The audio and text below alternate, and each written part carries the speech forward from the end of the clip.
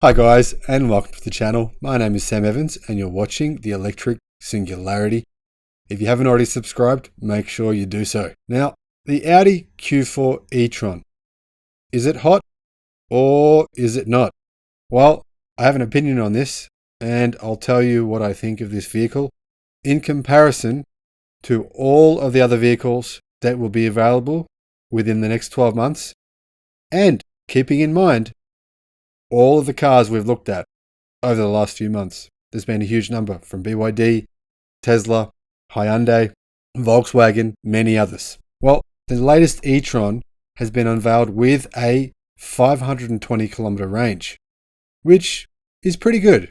So the latest e-tron, the 2021 model, has been revealed as the latest model in Audi's company electric vehicle push. This is a good thing, of course. Audi offers the Q4 e-tron in both SUV and Sportback bodies, which are underpinned by the MEB electric architecture shared across Volkswagen's group of brands, which makes a lot of sense and obviously helps to amortize the costs for the platform by using it on a wide range of models. Now, headlining the range is the Q4 e-tron 50 Quattro. This model has 220 kilowatt and 460 newton meters through dual electric motors, 0 to 100 km/h time of 6.2 seconds, or a 0 to 60 mph time of about 6 seconds. What do you think? Is that performance worthy of the top model? I'm not so sure. Now, the entry-level model has a 125 kilowatt, 310 newton meter motors. Now, that model is called the Q4 e-tron 35. And the mid-spec model has 150 kilowatt and 310 newton meters. So the same amount of torque, but 25 kilowatt more. And that model is called the Q4 e-tron 40. And it uses a single electric motor to power the rear wheels, or 0 to 100 times of between 9 seconds and 8.5 seconds, depending on the variant chosen. Guys, before I move on, I've got to say, I'm baffled. Audi is a luxury brand. You pay more for Audi than you do for Volkswagen. That's a fact. Doesn't matter what country in the world you live in. Why is it Audi have made 3 of the slowest electric vehicles on the planet?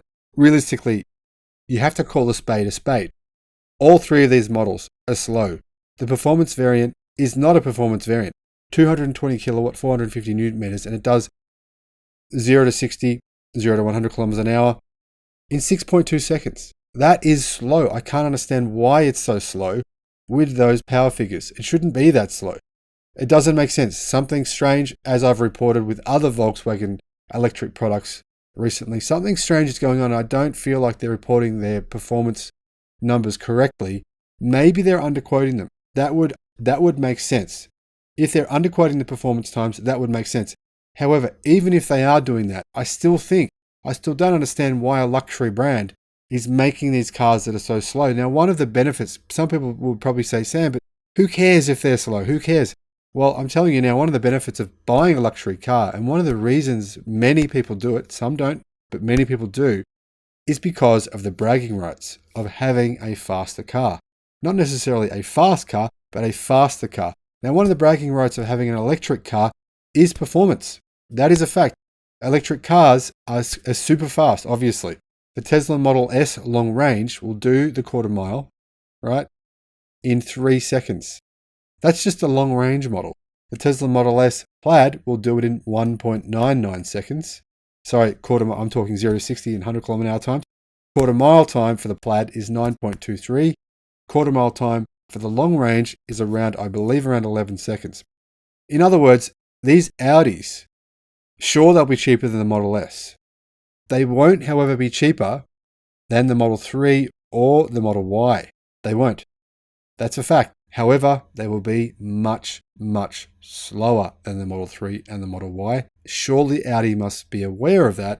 That's why I'm confused about why they're offering such limited and underwhelming performance. Now, Audi quotes a range of 341 kilometers for the e-tron 35 52 kilowatt hour battery on the WLTP cycle, which is a more realistic cycle, while the E-Tron 40 and 50 Quattro each get a 77 kilowatt hour battery pack offering 520 kilometers and 488 kilometers of range respectively. I think that range is actually pretty good. It's not world beating, it's not class leading, but it's pretty good, and I don't see significant issues with that. I do see issues with the base model range having a range of 341 kilometers. I believe the sweet spot for an electric vehicle is around 400 kilometers, unless it's more of a city car. Now, if you're buying a city car like a city hatch, then a smaller range is totally fine and understandable. But a vehicle of this price, you're looking at probably a minimum price here of $40,000 US. For that price, in this type of car, this kind of utility, more of a utility SUV, that's what it's marketed as, styled as. For that price, with that image, the range of 341 kilometers for the base model is simply way too low. Way too low. It should be a minimum of 400. However, the higher model ranges with the 500 kilometer range, now that's realistic, and that is, I think, the kind of car that most people, it would work for you. That's what I think. Now, the Audi e-tron 35 can support fast charging up to 100 kilowatt, with 125 kilowatt charging available to the 40 and 50 Quattro models. The company says in ideal conditions, the e-tron 40 can gain 130 kilometers of range in around 10 minutes of charging. Now, I don't personally think you could even call 100 kilowatt hour charging fast charging. It's not fast. It's better than plugging in at your house and getting 9 kilowatt or 4 or whatever your house has, but it's not fast. 100 kilowatt is below what it should be in 2021. These vehicles won't come out until probably the end of the year in Australia and in many countries. And by that time, 100 kilowatt hour charging is just too slow. And this is not good enough from Audi. The low range of 341 kilometers for the base model, 100 kilowatt hour charging, and realistically, the fact that they're all slow means, honestly, I'm disappointed in what we've got here from Audi. Sure, if these cars were cheaper, if they were cheaper cars, let's say coming in at sort of the price range of BYD vehicles, I would say that's okay. You're paying less, and so you expect less performance and less range. However, BYD's vehicles are going to come out with better range and better performance and be way cheaper. So you can see how if you compare the two brands to each other, Audi is really missing out here on really bringing the kind of quality vehicle to the market that I think they should be. Now, as the name suggests, the Electrek Q4 sits between the Audi Q3 and the Q5, measuring in at 4.6 meters and 1.865 meters wide and 1.6 meters tall for the SUV body. Boot space is 520 litres or 1500 litres with the 40-20-40 second row seats folded down. Boot space is okay and sort of average for this type of vehicle. The Audi Q4 e-tron SUV body provides a drag coefficient of 0.28, with the Sportback variant cutting through the air with a 0.26 CD. Buyers can option matrix LED headlights with 4 selectable light signatures available to the driver. I think that's a bit of a wank factor. I don't know why you'd spend thousands of dollars getting a special light signature, but each to their own, right? And let's admit, these cars do look pretty cool. So if you're buying it for that reason, then maybe you'd want that. Now, the front brake rotors measure 358 millimeters, and they're hidden behind a set of 19 and up to 21-inch size alloy wheels, depending on the boxes you tick on the option boxes you tick, basically. Now, while the rear brakes get a set of drum brakes, despite the Q4 e-tron weighing up to 2140 kilo in its heaviest guise. Now, guys, if you're not aware, the reason for this is because disc brakes often rust. So this is due to the regeneration cycle from the rear electric motor under braking, meaning less mechanical braking force is required. Basically, what's really happening in the real world is people are using regenerative braking. So they're rarely using their brakes. And when they do, on the rare occasion, use their brakes, it's really primarily the front brakes that are probably applying most of the force. So that means if you're not using your brakes often, your disc brakes will rust. So if you put drum brakes on the rear, they're less likely to rust. And that's the reason for this. So you're probably thinking, why would these cars have drum brakes? It's a luxury vehicle. It's a good question, and that is the reason why. Now, inside, occupants get a 10.1-inch infotainment screen and voice control with an 11.6 inch screen to be made available at a later date. Wireless smartphone charging is also offered. Now you've got to admit, the interiors of Audi cars, they really look stunning. Let's be honest. Maybe the kind of style is not for you, but if you're looking at a car with buttons, obviously an Audi currently has a lot more. It's not a minimalist style interior like the Tesla is, but if you're into a car with lots of buttons, then I think this is one of the better examples on the market of interior style. And I think that the interior is a really nice place to sit and a really nice place to spend time. Personally, for me, the perfect interior at the moment, the one that I like the most, is the interior of the new Model S and the new Model X. That's my favorite interior. I think it blends minimalism perfectly with functionality. But obviously those cars are more expensive than this. And I think this interior I think Audi have done a really nice job on this interior for the kind of market that they're going after here. So the driver gets a 10.25 inch digital instrument cluster with an augmented reality head-up display, which virtually overlays navigation symbols and other information on top of the roadway. Now guys, if you've used one of these Audi, Volkswagen, Skoda systems before, it works really well. The front screen works really well. The way that you're able to overlay mapping with speed and other things actually works really well. And Audi and Volkswagen have had a fair bit of experience with these front digital screens, and they've been able to, I think, do a really good job of displaying the information that you need on the one screen, which I think is a really big advantage. Personally, I have a heads-up display in my car, and I think Tesla should offer these. I don't know why they don't. Let's be honest, they're extremely practical, and I use my heads-up display all the time. I think it's awesome. So that's one thing that this car has, which is a good pro versus Model Y and Model 3. Obviously, Model Y and Model 3 have better performance, better motors, and they have a better range due to, realistically, let's be honest, better battery tech and better electrical tech. The alternative here is obviously Audi has some features that Tesla don't. One of those is the heads-up display. Now, you get a 580 watt Sonos audio system, which is fed to 10 speakers via 2 amplifiers, which use stereo channels to create a U-shaped 3-dimensional surround sound.